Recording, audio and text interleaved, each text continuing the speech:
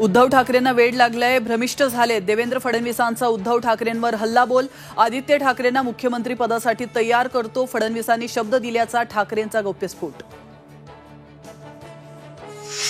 राष्ट्रवादी काँग्रेसमधील एक गट अजित पवारांवर नाराज, तर शिवसेना आणि भाजपच्या दबावाला बळी पडत असल्याचा आरोप। नाशिकमधून भुजबळांची माघार, पक्षानं दावा सोडला नसल्याचं आनंद परांजपेंकडून स्पष्ट। भुजबळांना माघार घेण्यास भाग पाडलं, समता परिषदेच्या कार्यकर्त्यांचा महायुतीच्या नेत्यांवर आरोप, तर भाजप ओबीसी विरोधी नाना पटोलेंचाही निशाणा।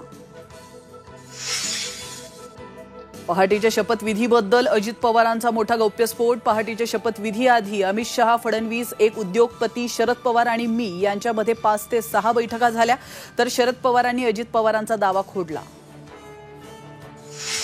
उपोषण करून आरक्षण मिळत नाही, पंकजा मुंडेंची मनोज जरांगेंवर टीका। माझ्या नादी लागू नका, जरांगेंचा पंकजांना इशारा, तर आपण मनोज जरांगेंवर टीका केली नसल्याचं पंकजांकडून स्पष्टीकरण।